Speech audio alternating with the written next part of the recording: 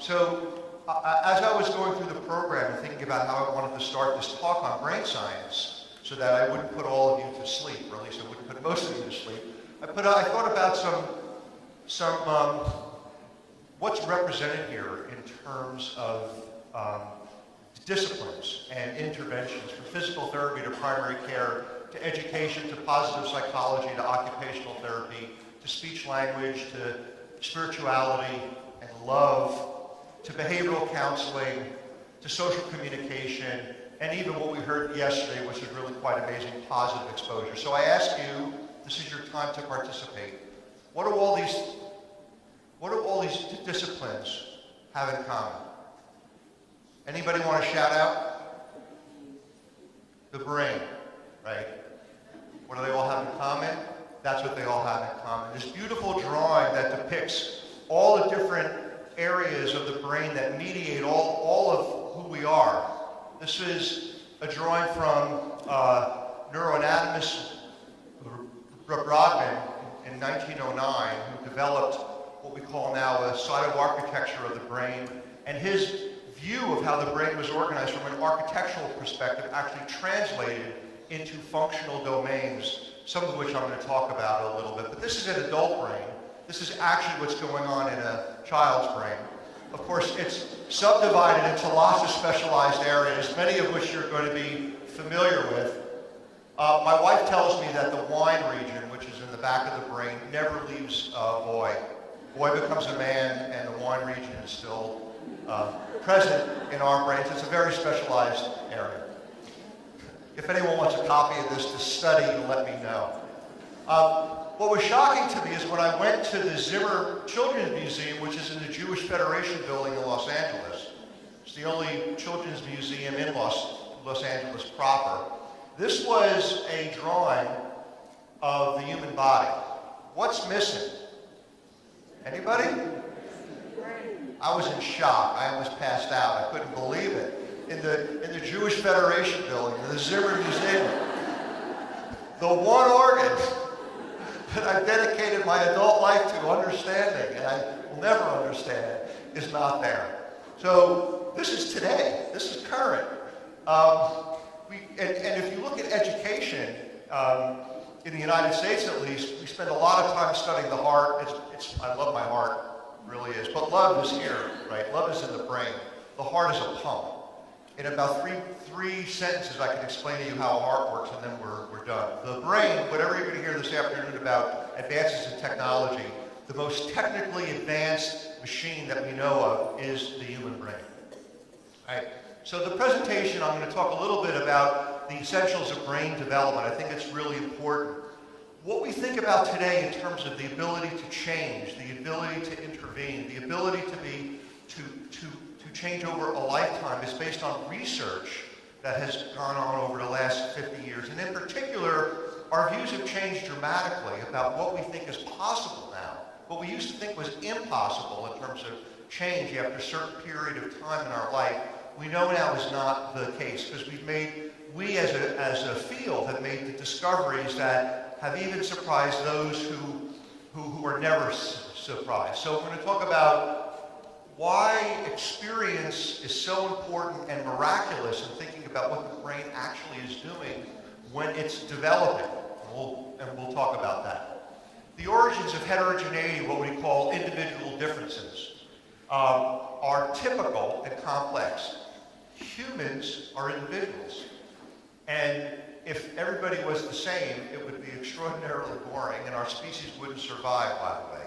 So differences are actually important from an evolutionary perspective because it strengthens the species. And you see this in all species, that individual differences are really quite important, and we're beginning to understand why it's important for us to study what those individual differences mean and what those capacities mean in terms of those specific people. And then the biology of change, or what we call plasticity, talk about what some of the discoveries have meant in terms of actually clinical trials that are going on now based on research that was just done even 4 or 5 years ago in adults that demonstrates that the brain, once we figure out the mechanisms, we're going to be able to harness more and more positive change.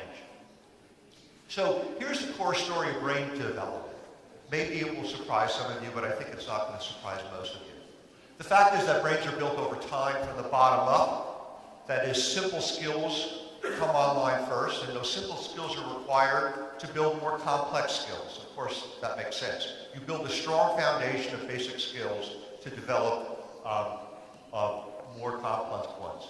Genes and experience together build brains. I heard a comment yesterday about the stigma of thinking about something as genetic. We're all genetic. Each one of us is walking around with about 200 gene mutations, right?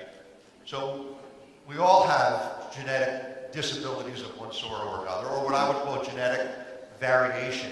Genes give us the capacity, but they're not immutable. Genes actually respond dramatically to experience, right?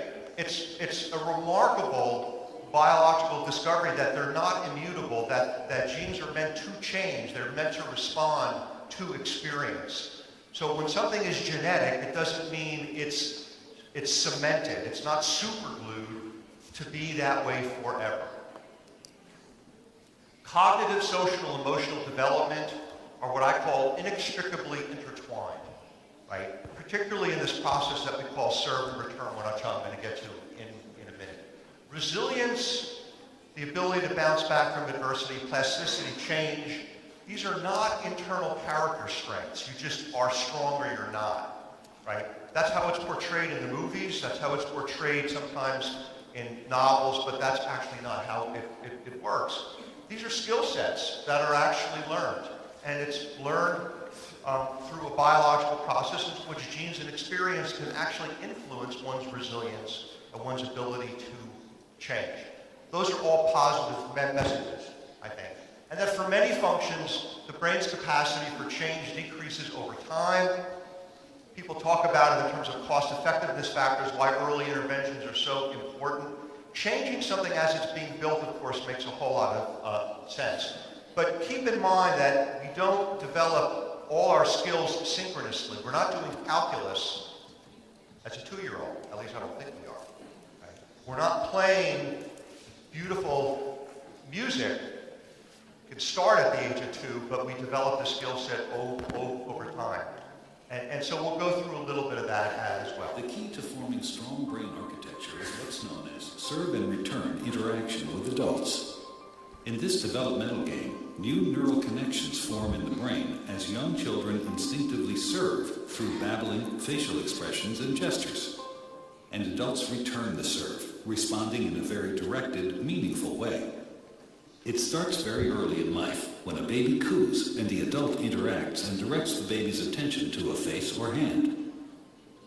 This interaction forms the foundation of brain architecture upon which all future development will be built. It helps create neural connections between all the different areas of the brain, building the emotional and cognitive skills children need in life.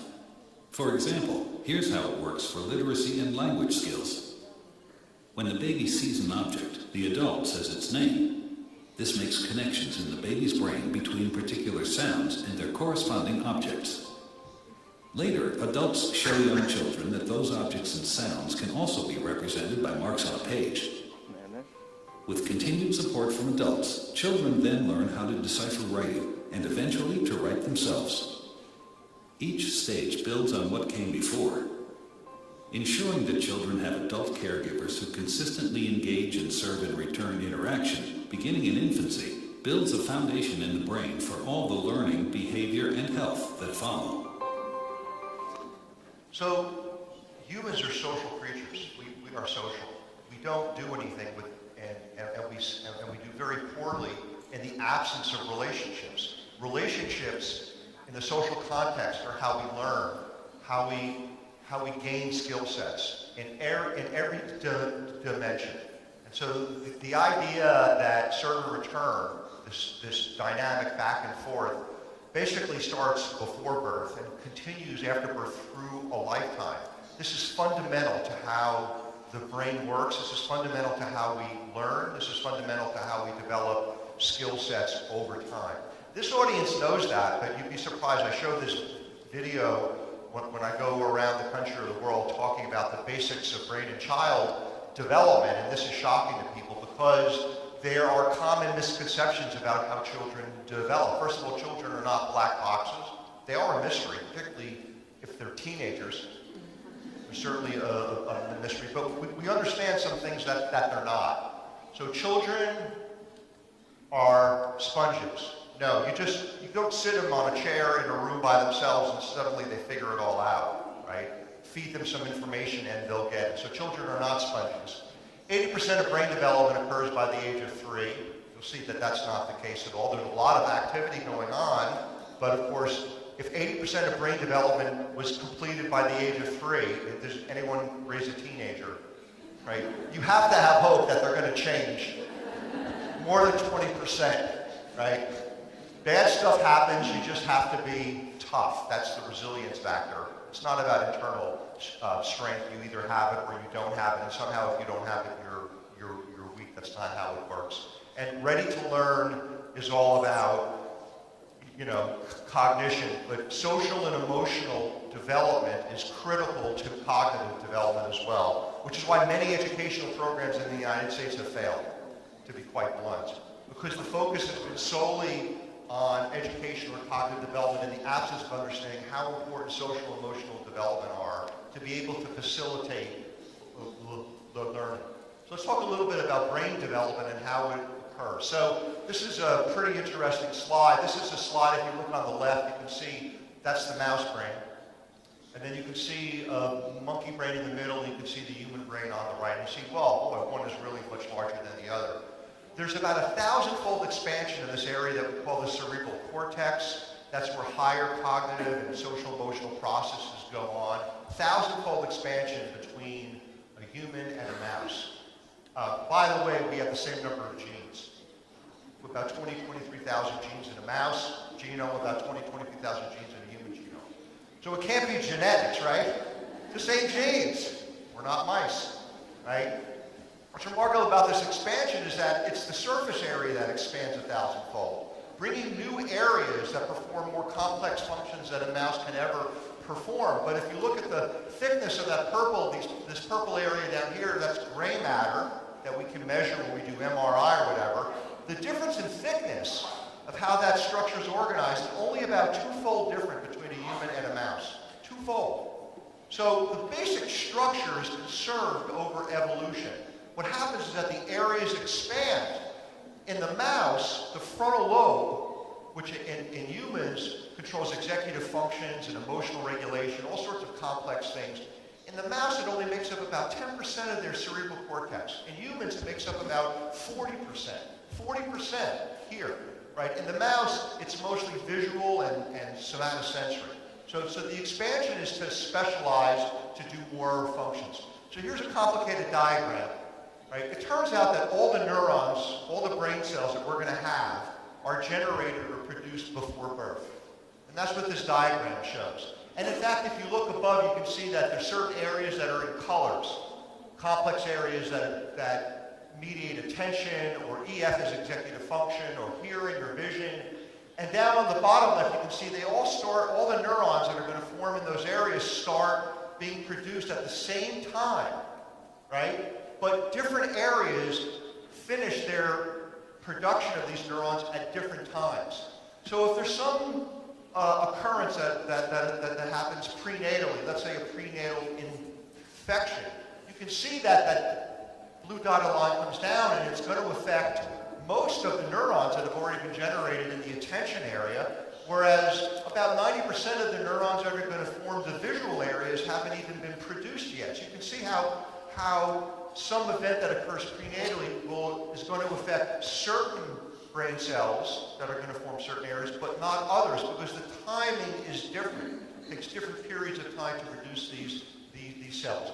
All of that is to produce what we call neuronal diversity, generating about 10 billion neurons in the cerebral cortex. It's not there. Each of which has about 2,000 connections. So there's several trillion connections made by those neurons. And the diversity is dramatic in terms of the different kinds of neurons that we have that perform computations that make what we're going to hear about this afternoon seem likely. elementary school, although it's going to be very exciting this afternoon. I can't wait to hear it. The basic blueprint for getting things wired up occurs prenatally, right? Just to get the nervous system ready to be able to allow the individual, once they're born, to start responding to their environment. And even before birth, we know now that in the third trimester, baby can hear what's going on, familiar voices, right? They know as soon as they're born, they respond to touch, all sorts of things. So the wiring diagram in this beautiful picture occurs early on. And what's remarkable is that sensory information, which is how we interact with our world, right? If you think about it, how do you respond in any kind of an environment? You take in information, you process it, and you make some decision. That's all taking in sensory information. What you hear, what you see, what you smell, what you touch, or what touches you. And the sensory circuits are put together the earliest, so that at birth, that infant can respond. And this is just a drawing showing that there's already, starting in the third trimester, sensory wiring that's going on. That's what that dark line is showing. And in the newborn, you can already start to see that it's getting reorganized. It doesn't look the same at 28 weeks in the newborn. In the 3 years, it looks sparse. It looks like we've lost a lot of connections. In fact, we have. We overproduce about 50% of the connections that we're going to end up with. So it's like growing a garden. We plant a lot, we wait for things to grow, and then we prune away those that we haven't used or that we don't really need.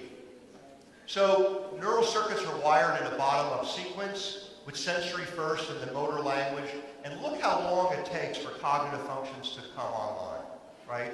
Through your 20s and 30s, those functions are developing through a process of experience-dependent development. Okay, here we go.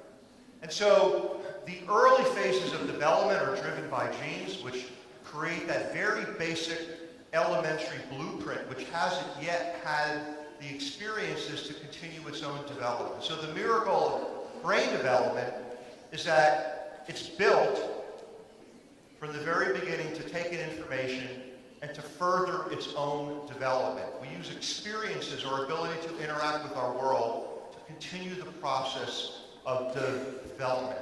There's no other part of us that does that. And I think it really is a miracle that it's figured out this mechanism of using experiences to figure out, this is what I'm going to be having to deal with the rest of my life. How am I going to wire my brain up in a way that's going to allow me to function as best I can? And that's why experience is so important. In each of these domains, we go through what's called a critical period, where those experiences have their maximum impact for wiring up as precise as possible so that we process information as precisely as possible. And then in adulthood, we talk about exhibiting behaviors through this developmental process. Now, I said that genes are not immutable. They do generate the initial blueprint. But think about all the things that we know about that can happen in utero that can alter how those genes are expressed, right? The substance exposure, maternal infection, malnutrition, stress, air pollution, poverty, other factors that can actually change how those genes are read out and can change the initial developmental processes. So what's going on during this period of time? Well, I already told you that at birth we already have all the neurons that we're going to end up with. It's the way it is, but we have a lot of them, so we're in good shape. And if you look over time, it looks like there are more neurons being added at 1 month, but in fact what's happening is that the neurons themselves are growing, their processes are growing to be able to make those 2,000 connections, because it starts off with just a few hundred connections. It grows incredibly rapidly. By 6 months, you can see it's starting to look like a tangled garden, and by 2 years, there's an immense amount of connectivity, connections that have formed over this very short period of time. This image is why people think that 80% of brain development is finished, because we make nerve connections over this 2-year period of time that actually exceed what we're going to have as adults. And the rate of making a connection, which is called a synapse, is about 700 per second. So snap your fingers, 700. You look at a 1-month-old, you do that, they've just made 700 connections. Snap it again, another 700. You do the math, and it's really quite remarkable about how rapid this is occurring, right? And then you can see what happens from birth to 6 years, and then I show this picture to parents, and look what happens in the teenager. I don't know how to explain. No, I can explain that. Experience is basically pruned away the connections that we don't really need. If we maintain the connections, it means we have to maintain some energy. We have to use some cellular energy to maintain that connection. We only want to maintain the connections that are working the best and that are processing information the best. And this is through experience that we get rid of the others. And that's how essentially we sculpt our circuits to be the best information processors that we could ever invent, more than any other technology, right? And this is just, I just had to show this because this is processes from one brain cell, and those little spikes coming out there is a site where a synapse forms. And it has to process, each neuron is processing information from several thousand other neurons that are impinging on it and sending it information. It's an unbelievable process that it goes through, but somehow it works in terms of being able to take this information in, integrate it, and have some sort of a coherent response. Now, to understand plasticity and to understand critical periods, we have to understand that neurons come in two flavors, chocolate and vanilla. Excitatory and inhibitory. We have about 5 times as many excitatory neurons as we have inhibitory neurons. And excitatory neurons, which is what's designated up there with that green plus sign, develop over this period very rapidly, and then we start to prune those away. Inhibitory synapses develop over a longer period of time. We start out with a relatively modest number of them, and then we increase the connections. And inhibitory neurons are like the brakes on your car, right? If your car only had an accelerator, which is the excitatory cells, things would be good for a while, and then all of a sudden you realize you're going down the hill and there's some curves. And you need the brakes to be able to slow things down and to have things under control. And that's essentially what inhibitory neurons do. They control those excitatory cells to not process information poorly and to take their time and to function in a much more coherent way, the way an orchestra puts things together in a coherent way. So inhibition is very important, and it comes on over a longer period of time, and it controls how much plasticity we have. And we'll talk about that in a minute. Okay. And then finally, as your developmental neurobiology adult extension course, right, you've learned most of it, is that nerve cells in the brain create something that's called insulation or myelin. Myelin sheets are formed. They're essentially like the insulation around wires. There's very little myelination at birth, and then over, in some parts of the brain, a 50-year period, there's myelination that continues to occur.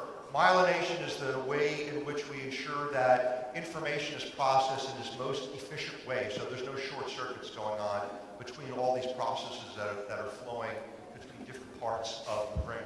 And you can see these beautiful scans, that white images that you see, those spots at 1 month, those are the 2 regions that carry the cells, that have the cells that are going to create myelin. They're called oligodendrocytes. And over 2 months to 3 to 6 months to 7 to 9 months to 7 to 9 months and then greater than 9 months, you can see in 9 months how remarkable this process is in which the nerve fibers are being insulated to process information in a much more efficient way. And if you think about an infant's motor system, for example, most of the movement you see early on is reflexive, to go to voluntary movement where they go and do object grabbing very poorly. They're about 6 or 7 months. 6 or 7 months when the myelin starts to really spread, they can grab objects in a much more successful way. That grabbing objects in their environment is the first trigger for them now wanting to share those objects with whoever is in their environment with them, what we call joint attention. So the motor system, the sensory system, and the social systems become wired as myelin proceeds to develop. Now, oops. what's occurring developmentally to bring each of these functions online. So they just don't happen synchronously even within the sensory systems. This is an example of what happens in the development of a language skill, in which over a period of the first 20 months of an infant's life, they go through a process in which they learn how to do language discrimination by recognizing sounds. Being able to start to discriminate sounds that we call phonemes, which occurs early, and those phonemes that are put together to form words, and then phonological categories, and then finally language outcome. And for each skill set, basic skills, phoneme discrimination, sound discrimination, becomes put together in more complex ways to form language, and this occurs over about a 20-month period of time. Now, brains and skills are shaped by what I call serve and return, the nature of human interaction, and language is a fantastic example of how a skill can't be learned in the absence of an interaction.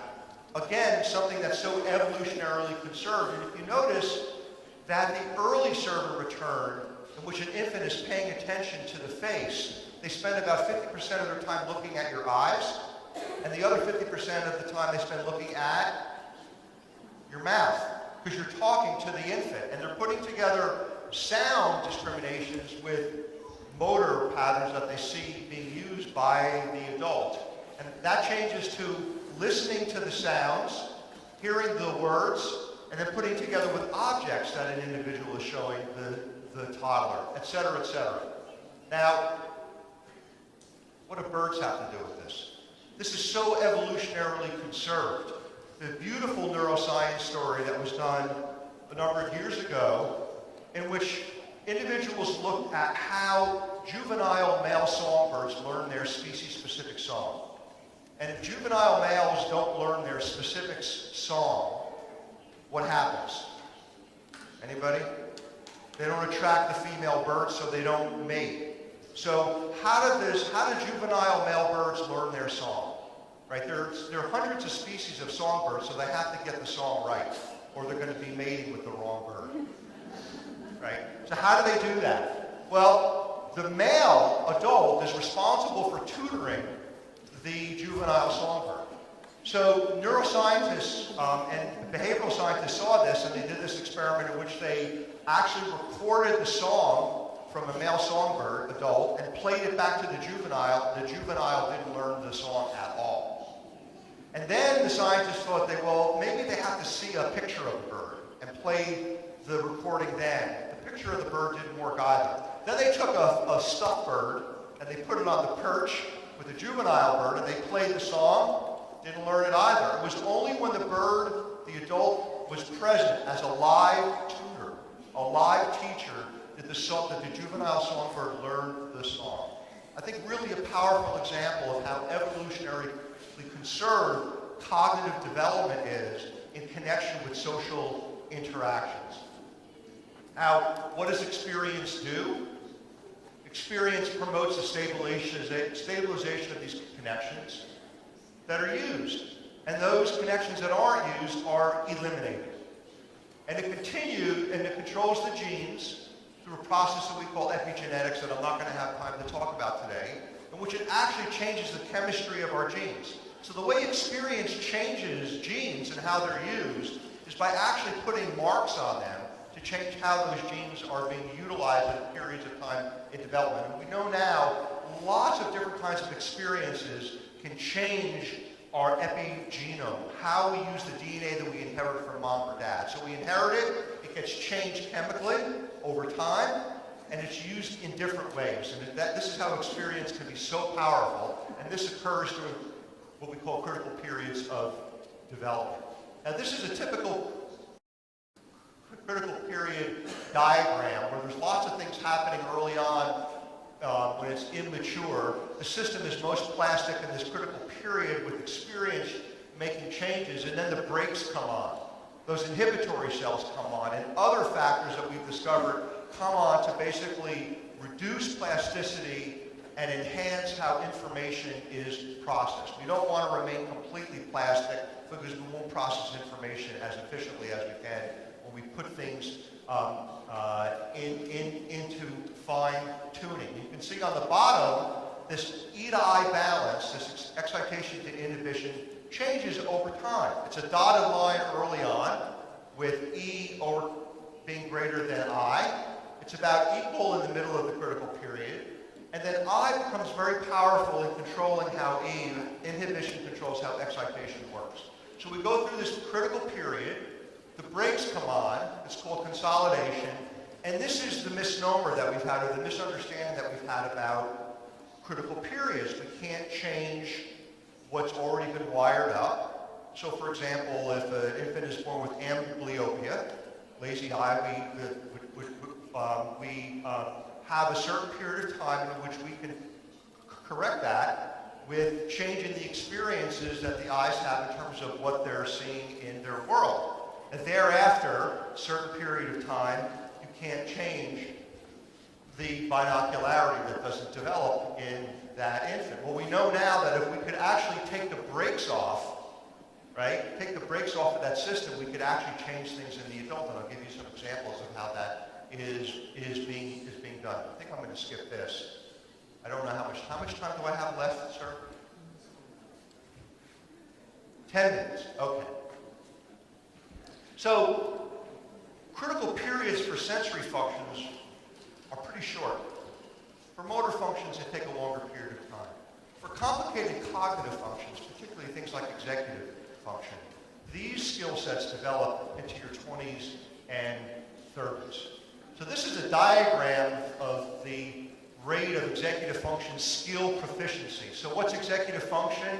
It's skills of mental flexibility, emotional regulation, and the ability to remember facts so that you can use information to make complicated decisions. So think of it as the air traffic controller of your brain, right? If you're an air traffic controller in the air tower and 7 planes are coming in, the last thing you want is an air traffic controller who's very emotional, right?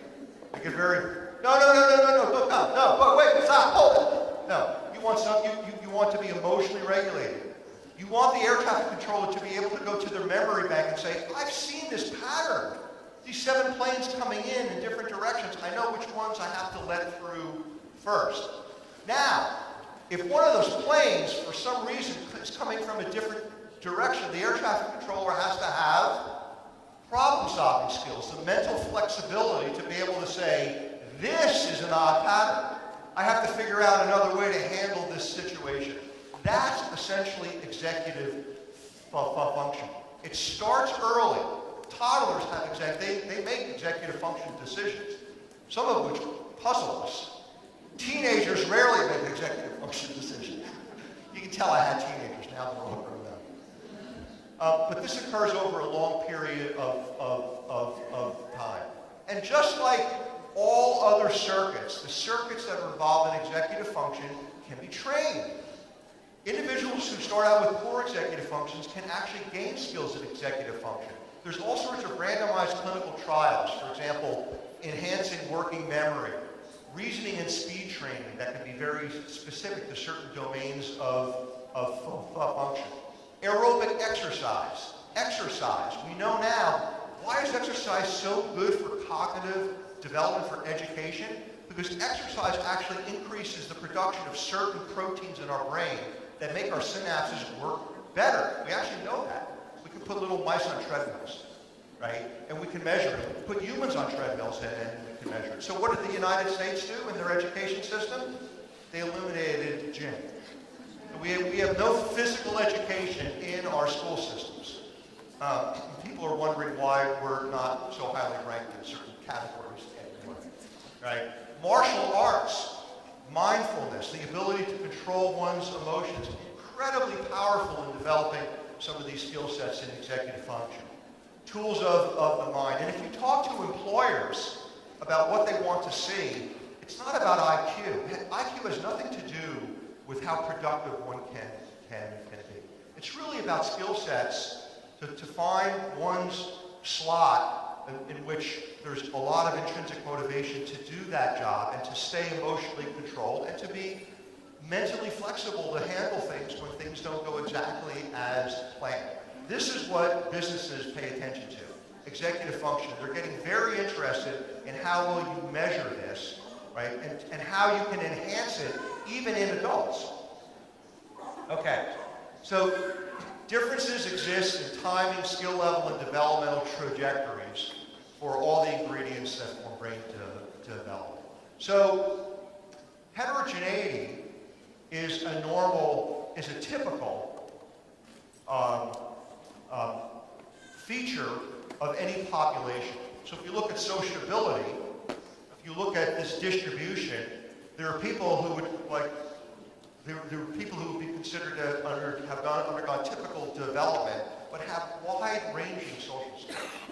Some have limited sociability, shy, introverted, don't want to interact. Others are indiscriminately social, right? They'll walk up to any person who they don't know and strike up a conversation. I'm down on that end down there. This is a typical population. And, we even have examples in the animal world, right? I have the video that I can't show now. 5 minutes, okay. There's a great video, a friend of mine who's a behavioral scientist. He walked out of his house and he forgot something. He walks back into the house. It was only 20 seconds, and he has a cat and a dog. He takes a video. The cat is sitting on the couch, doesn't even turn its head when the owner walks in, doesn't pay attention, about as aloof as you can get, right? What does the dog do? All over the owner as if he hasn't seen the owner in like 10 years, right? And so we see this distribution, these individual differences, this heterogeneity in populations. And so why are we surprised that with individuals who have a developmental disability that they would not exhibit the same kind of differences in heterogeneity in terms of their characteristic features as well? It's part of what we see as typical distribution within the population. So you can measure this. This is a test to measure a 12-month-old initiating joint attention, having an object and then wanting to share what they're doing with another person in the room. And you see on the right-hand side, that histogram, there's a 46-fold difference in the amount that a 12-month-old will do in terms of initiating joint attention between the one who barely does it and the child who does it very often. This is within a typically developing population, a 46-fold difference. So look at the variation. It's unbelievable, right? These are two mice initiating joint attention. Aren't they cute? Okay. So they interact in a different way. They sniff each other all the time. But that's social engagement, trying to figure each other out. There's a 5-fold difference there when you look at different mouse types in terms of how much they interact. So individual differences are really quite striking. Sometimes what we do is think that the extremes of the distribution in a typical population is what we end up calling categorically disorders, right? But what we realize is that there's tremendous overlap between those with a diagnosed disorder and those without a diagnosed disorder in terms of where they lie on the spectrum. There are people who are diagnosed with autism spectrum disorder who are indiscriminately social. They want to socially interact. There are others with the same diagnosis that have limited sociability, or they don't want to interact, or they only want to interact under certain conditions. So they fulfill this definition of this broad range of heterogeneity. Right? So what else contributes to heterogeneity? If you look at individuals with neurodevelopmental disorders, this is a study that we did a few years ago looking at 26 medical conditions in children with autism from the Autism Genetic Resource Exchange, which was developed in the United States. So several thousand children are in this database, and these are the kinds of medical conditions that are exhibited by children with autism spectrum disorder. You can see those numbers are percentages. Some of them are relatively rare, like 5% of the children in in this group had heart problems, whereas 40% had gastrointestinal disorders, which is what I study in children with autism spectrum disorder. So there can be heterogeneity in physical as well as brain attributes, and there's not a child with or without a disability that doesn't have medical conditions that fall into any one of these categories, right? Now, it turns out that the reason that medical conditions travel together in some patterns with certain disabilities, 2 minutes, okay, I'll talk faster, even with my persistent stuttering is that genes that are involved in, and experiences that are involved in generating or producing brain development patterns also are expressed and used by other organ systems to develop. An example here is showing a gene that we work on that is involved in synapse formation in the brain, but it's also involved in the function of the gut, right? And so we did a study showing that, and it was the first study that ever showed that children with autism who had GI problems, back in the 1990s, early 2000s, most pediatricians thought that the GI problems were really behavioral retention problems. It wasn't organic, it wasn't biological. Well, here's the study to show that the group that has autism and GI disorders have a certain variant in a particular gene that's overrepresented in that population. They're biologically distinct from other children with autism who don't have GI problems. And you like this one, Ernie? It's pretty good, right?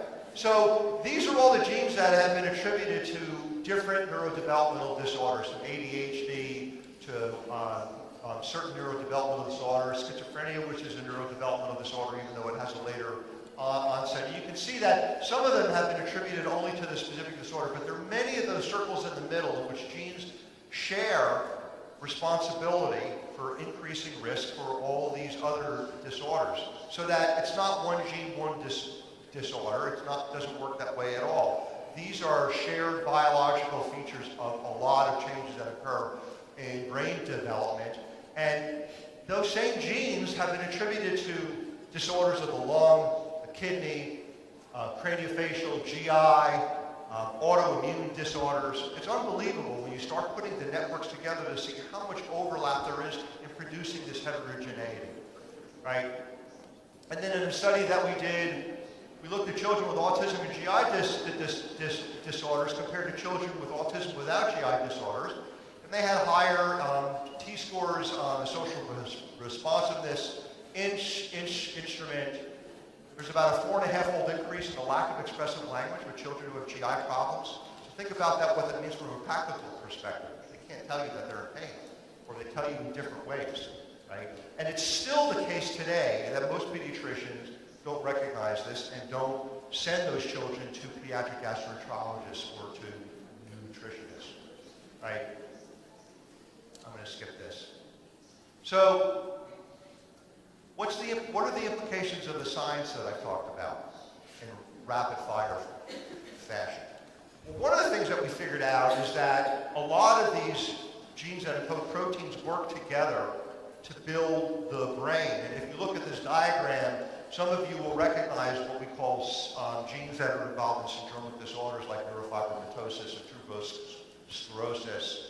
And these pathways actually have been identified and studied and now being utilized to develop interventions that have gone from basic science, from the laboratory to the bedside in 3 or 4 years. And I'll show you an example of that. We know now what some of the brakes are. We can take the brakes off of the system in adults and change in a really positive way based on the ability to manipulate these specific brakes. Not knowing who the brakes were, not even knowing the understanding that there were brakes in the first place, put us in a position of not understanding how much plasticity the system actually has. And so, this is a remarkable study in which a drug called valproate, which is used to control seizure disorder, actually has an effect on our epigenome. And when you use it at low doses, there's a study that was done to show that you can teach absolute pitch. You can open the critical period up for your auditory system to learn absolute pitch as an adult. As an adult, this is unbelievable. You can develop visual acuity in the absence of experience because you can manipulate the brakes in a way to keep the critical periods open to allow binocularity to develop. There were studies that were done in mouse models of Rett syndrome using insulin-like growth factor 1 that were in adult mice that reversed some of the behavioral changes that occurred in those mice and have been used in clinical trials as well to address some of the symptoms of Rett syndrome. Rapamycin for treating tuberous sclerosis and autism spectrum disorder, all in young adults or adults. None of this has been attempted in children yet. And we're starting to see the transition from understanding the basic biology to now thinking about how we can use these approaches to be able to address certain aspects of an individual's disability which make life challenges really difficult, particularly on the medical side.